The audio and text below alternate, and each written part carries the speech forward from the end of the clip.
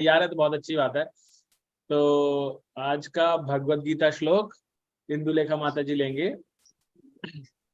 तो माता जी मैंने लगाया नहीं, आप बताइए, श्लोक स्टार्ट करते हैं। नैनम छिंदति 2.23। हरे कृष्ण। नैनं छिन्दन्ति शस्त्राणि नैनं दहति पावक न चैनं क्लेदयन्त्यापो नासो शयति मारुतः। यह आत्मा ना तो कभी किसी शस्त्र द्वारा खंड खंड किया जा सकता है, ना अग्नि द्वारा जलाया जा सकता है, ना जल द्वारा भिगोया या वायु द्वारा सुखाया जा सकता है। अब यहाँ पे आत्मा के गुणों का वर्णन भगवान कर रहे हैं कि वो ना तो किसी शस्त्र से खंड खंड किया जा सकता। खंड खंड किसके किए जा सकते हैं? जिनको जो कि खंडों से बना हुआ हो, लेकिन आत्मा तो अखंड है, वो शाश्वत है, उसका खंड खंड नहीं किया जा सकता, अग्नि द्वारा जलाया नहीं जा सकता। जो भी कोई भी अग्नि अस्त्र है, कोई भी अग्नि का अस्त्र है, किसी के द्वारा भी उसको जलाया नहीं जा सकता है। इनमें सारे शास्त्रों का वर्णन किया गया है शस्त्रों का, कि जल के अस्त्र होते थे और वायु के अस्त्र होते थे। इन सब किसी भी अस्त्र के द्वारा ना तो उसको भिगोया जा सकता है, ना सुखाया जा सकता है, और ना ही जलाया जा सकता है, और ना ही खंड खंड किया जा सकता है। तो जो अग्नि का अस्त्र है उसको नाभिकीय हथियारों से तुलना की गई है कि जो आज के आधुनिक हथियार है, नाभिकीय हथियार है, तो वो भी अग्नि से ही बने हुए हैं। लेकिन अभी वैज्ञानिक हैं जो वो अभी जल और जो वायु है उनके अस्त्र को अभी उनकी पहुंच नहीं हो पाई है। वो अभी जो भी मिट्टी या ये वेपन्स है जो बने हुए हैं, वो मेटल से ही बन करके वो उनके तैयार हो रहे हैं। तो इस तरह इसमें बताया जा रहा है कि आत्मा अखंड है, उसको ना तो काटा जा सकता है, ना जलाया जा सकता है, किसी के द्वारा सुखाया भी नहीं जा सकता है।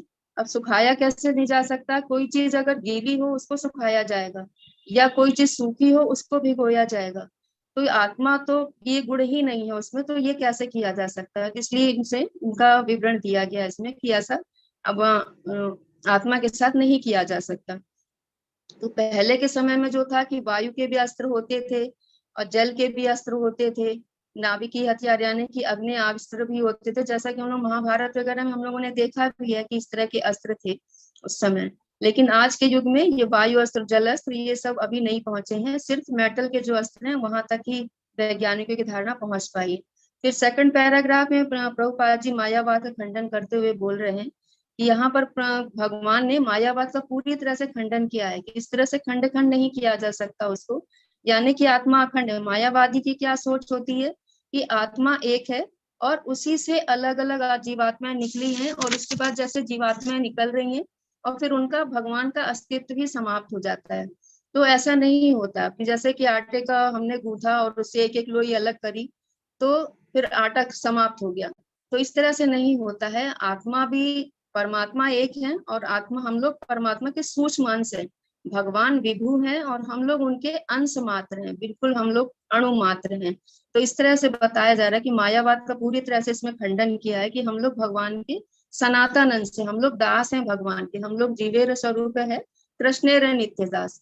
तो हम लोग जब अपने वास्तविक स्वरूप को पहचानते हैं, हमारे ऊपर जो माया का आवरण पड़ा हुआ है, मोह में हम लोग पड़े हुए हैं, माया का आवरण, जिससे हम लोग अपने वास्तविक स्वरूप को नहीं देख पाते।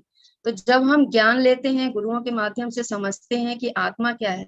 अब इसमें जैसे बता रहे हैं भगवान कि आत्मा के ये गुण है कि नहीं काटा जा सकता, जलाया नहीं जा सकता, तो हम लोग ये सोच सकते हैं कि ऐसी कौन सी वस्तु है जिसको जलाया भी नहीं जा सकता, सुखाया नहीं जा सकता, काटा नहीं जा सकता, ये क्या चीज है, क्या है आत्मा? तो ये जिज्ञासा हमारे अंदर हो सकती है। इसको हमको अगर जब जिज्ञासा होगी तो हम उसको जानने का प्रयास भी करते हैं। तो अर्जुन ने भी जब ज्ञान लिया भगवान से, तब वो समझ पाया कि उसके ऊपर भी माया का आवरण पड़ा हुआ है। तो जब ज्ञान के द्वारा हम समझते हैं कि हाँ, हम कौन है, हमारा जो स्वरूप है वो कैसा है, तो हम भगवान के एक सूक्ष्म अंश। इसको हम लोग ऐसे भी समझ सकते हैं जैसे कि अग्नि को दो तरह से जलाया जा सकता है कि एक मोमबत्ती है और एक तरफ हम लकड़ी का पूरा ढेर कर दें, उसको में दोनों को जला दिया गया और ऊपर फैन चला दिया गया, तो मोमबत्ती जो है वो बुझ जाएगी, बहुत जल्दी बुझ जाएगी, और जो लकड़ी का ढेर है वो और तेज प्रज्वलित हो जाएगा। तो वह जो लकड़ी का ढेर है वो भगवान है, और जो मोमबत्ती है वो हम लोग बिल्कुल, जो कि माया क्या उसमें पड़े रहते हैं, तो हम लोग बहुत जल्दी बुझ जाते हैं कि हम लोग परेशान होते हैं, हम लोग भगवान से अपने आप को अलग समझते हैं और इस दुखालय में हम परेशान होते रहते हैं। तो हमको गुरुओं के माध्यम से हमको ज्ञान लेना है, समझना है तो जो अर्जुन का भी मोह था वो भी जब कृष्ण की शरणागत होता है उसी के द्वारा ही उनका ज्ञान जो है, जो अज्ञानता थी वो दूर हो पाती है। तो इसी तरह से हमको भी गुरु और शास्त्रों का अध्ययन करना है, उनके द्वारा हमें अपनी वास्तविक स्थिति को समझना है कि हम लोग कौन है। हमारा जो वास्तविक स्वरूप है भगवान के नित्य दास के रूप में, हम लोग सूक्ष्म अणु हैं भगवान के, और भगवान के एक अंश है, और हम लोग भगवान से कभी पृथक नहीं थे। जैसे सूर्य और सूर्य की किरण है तो वो कभी पृथक नहीं होती, ऐसा नहीं कह सकते कि सूर्य अलग है और किरण अलग है। जब सूर्य है तो ही किरण है। उसी तरह से भगवान है और हम लोग भगवान के अंश हैं। तो हम लोग सदा से ही थे, हम लोग अगर ये शरीर छोड़ करके भी जा रहे हैं तो हमारा पृथक अस्तित्व हमेशा बना रहता है। ऐसा नहीं होता कि हम मर्ज हो जा रहे हैं भगवान में जाकर के मिल जा रहे हैं, तो ऐसा कभी नहीं होता। हमारा स्वतंत्र अस्तित्व हमेशा बना रहता है। जैसे सूर्य है, सूर्य की किरण कभी ये नहीं कहेगी कि हाँ हम ये सूर्य है। तो इसी तरह से हम लोग भी हैं कि हम लोग भी कभी भगवान नहीं बन सकते। हम लोग भगवान के नित्य दास हैं और वही हमारा वास्तविक स्वरूप है। इस तरह से जो आत्मा के बारे में विवरण दिया है कि उसको नहीं तो काटा जा सकता, न जलाया जा सकता, न सुखाया जा सकता, न भिगोया जा सकता।